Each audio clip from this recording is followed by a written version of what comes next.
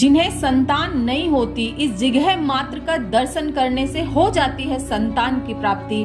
आखिर वो कौन सी जगह है और इस जगह का क्या रहस्य है, जानते हैं इस वीडियो के अंदर, इसलिए वीडियो के एंड तक बने रहना। छत्तीसगढ़ में एक जिला है धमतरी। इस जिले में सिहावा नाम की जगह पर महेंद्रगिरी पर्वत है। कहा जाता है कि श्री राम ने वनवास के दौरान कुछ समय महेंद्रगिरी पर्वत पर भी बिताया था। यहाँ श्रृंगी ऋषि का आश्रम है। ये वही श्रृंगी ऋषि हैं जिनके यज्ञ से ही श्री राम का जन्म हुआ था।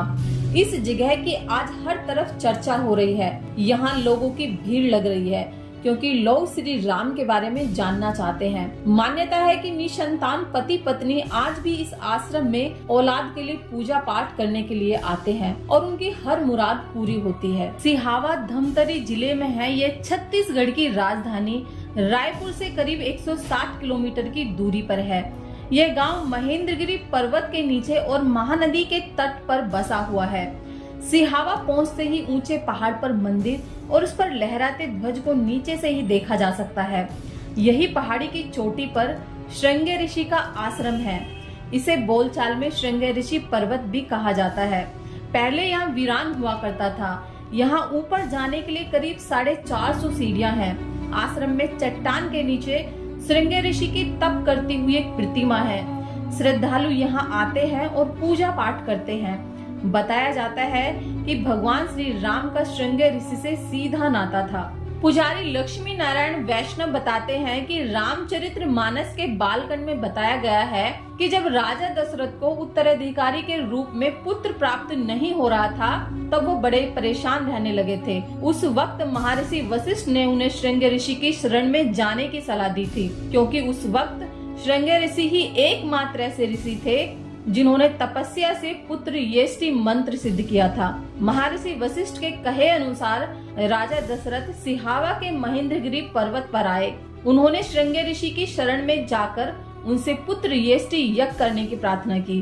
राजा दशरथ के साथ श्रृंगी ऋषि अयोध्या गए। वहां उन्होंने यज्ञ किया और खीर प्राप्त की। इस खीर को राजा दशरथ की तीनों रानियों को खिलाया गया। इसके बाद ही भगवान श्री राम, भरत, लक्ष्मण और शत्रुघ्न का जन्म हुआ। माना जाता है कि श्रृंगी ऋषि जन्म से लेकर समाधि तक महेंद्रगिरी पर्वत पर ही रहे। उन्होंने यही तपस्या की थी। उन्होंने कभी किसी स्त्री को नहीं देखा था। सिहावा के श्रृंगी ऋषि पर्वत पर माता शांता का भी छोटा सा मंदिर है। माता शांता राजा दशरथ की सबसे बड़ी संतान थी, यानी भगवान राम की बड़ी बहन थी। उन्हें माता कौशल्या की बहन ने गोद लिया था। राजा दशरथ ने पुत्र येष्टि यज्ञ के बाद ही श्रृंगी ऋषि को श्रेष्ठ दक्षिणा के रूप में अपनी बेटी शांता को दिया था।